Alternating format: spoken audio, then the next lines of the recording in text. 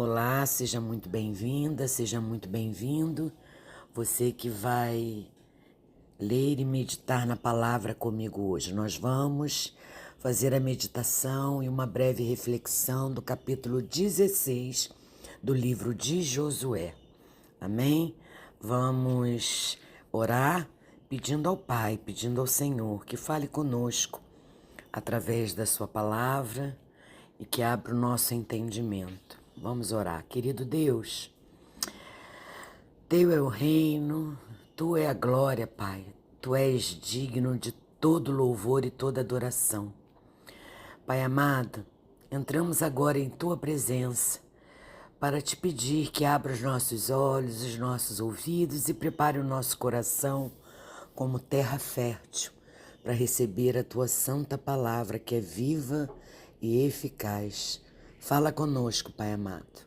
Essa é a oração que fazemos em nome de Jesus. Amém. Amém, irmãos. O capítulo 16 do livro de Josué é um capítulo bem curto, mas que tem um significado profundo na narrativa da conquista da Terra Prometida. Aqui vemos a descrição da herança dada aos filhos de José, isto é, as tribos de Efraim e Manassés. A terra foi repartida conforme a ordem de Deus. Mas há um detalhe importante. Os israelitas, eles não expulsaram completamente os cananeus que viviam na região, deixando brechas para problemas futuros. Essa passagem, irmãos, nos ensina muito sobre confiar nas promessas de Deus, mas também sobre o perigo de obediência, da obediência parcial. Deus, ele nos chama para um compromisso completo, não para uma vida de fé relaxada ou comprometida com o mundo. O capítulo começa descrevendo a porção da terra dada aos descendentes de José. Isso é um lembrete direto de que Deus sempre cumpre suas promessas.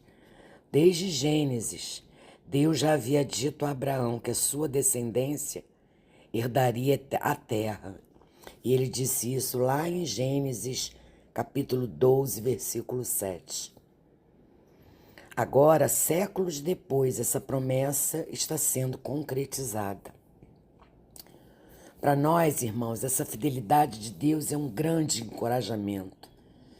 Ele não esquece o que prometeu. Se ele garantiu que aqueles que estão em Cristo terão vida eterna, descanso e provisão, podemos confiar que tudo isso será cumprido no tempo certo. O versículo 10 nos diz que os efraimitas não expulsaram completamente os cananeus, permitindo que eles continuassem vivendo entre eles, embora sujeitos ao trabalho forçado. E isso pode parecer uma solução conveniente, mas na verdade era um sinal de desobediência. Deus havia ordenado que toda a terra fosse purificada dos povos pagãos, pois eles corromperiam a fé dos israelitas. Esse erro dos efraimitas mais tarde causaria muitos problemas. O convívio com os cananeus levou à idolatria e à decadência espiritual de Israel. Isso nos ensina, irmãos, que não podemos brincar com o pecado, não podemos flertar sequer com o pecado. Se deixarmos pequenos compromissos com o mundo em nossa vida cristã, cedo ou tarde, isso enfraquecerá nossa fé e nos afastará do Senhor. Isso é fato, irmão. As tribos receberam a terra, mas falharam em confiar completamente na força do Senhor para tomar posse dela da maneira correta. Às vezes, podemos agir do mesmo jeito.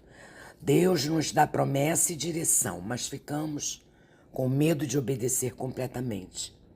Podemos hesitar em abandonar velhos hábitos pecaminosos, ceder à pressão do mundo ou deixar algumas áreas da nossa vida intocadas pelo Senhor. Irmãos, a fé verdadeira não aceita compromissos. Ou confiamos em Deus por inteiro, ou acabamos caindo em desobediência. Josué, o capítulo 16 de Josué nos lembra que Deus é fiel para cumprir suas promessas, mas espera que respondamos com obediência total. A herança foi dada, mas cabia ao povo tomá-la com fé e determinação. O erro dos israelitas em não expulsar completamente os cananeus nos alerta sobre o perigo da obediência parcial e dos compromissos com o pecado. Deus nos leva para uma vida de santidade completa, sem conexões. Assim como Efraim e Manassés receberam sua herança, nós também recebemos em Cristo uma herança eterna. No entanto, irmãos, a maneira como vivemos, a maneira com que nos comportamos, como vivemos aqui,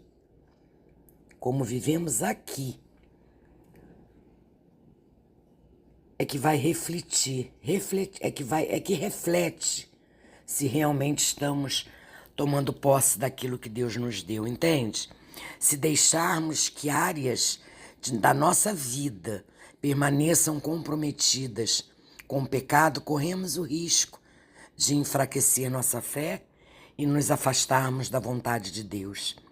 A obediência parcial não agrada ao Senhor. Ele quer corações totalmente entregues a Ele. Que maravilha, né?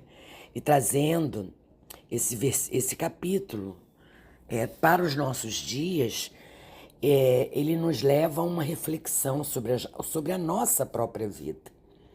Muitas vezes, irmãos, como cristãos, podemos receber bênçãos e promessas de Deus, mas falhamos em obedecer completamente a sua vontade. Como as tribos de Efraim e Manassés, podemos permitir que o pecado e a desobediência persistam em nossa vida, impedindo que a bênção completa de Deus venha em nossas vidas. Mas há uma esperança, irmãos, para nós. Através de Jesus Cristo, podemos ser perdoados e renovados em nossa fé e obediência a Deus. Como cristãos, somos chamados a seguir exemplos de Cristo em sua obediência ao Pai e a buscar a sua vontade em todas as coisas. Devemos lutar contra o pecado e a desobediência, buscando a sua graça e poder para nos capacitar a cumprir a sua vontade. Que possamos, irmãos, aprender com a história das tribos de Efraim e Manassés e buscar a obediência a Deus em todas as áreas de nossas vidas.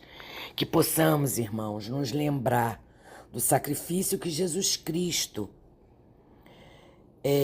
fez por nós e seguir o seu exemplo de obediência ao Pai. Precisamos vigiar para não flertar com o pecado. É difícil, mas o crente, ele não vive na prática do pecado.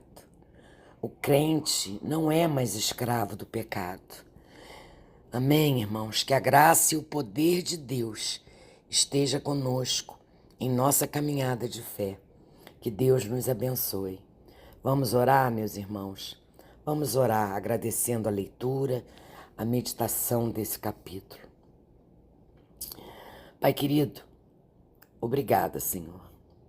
Obrigada porque o Senhor é bom em todo tempo e sempre nos auxilia, nos orientando, nos dando conselhos, nos corrigindo. Obrigada, Senhor, porque o teu amor é inigualável. Pai, eu oro para que o Senhor nos ajude a obedecer completamente a sua vontade em nossa vida.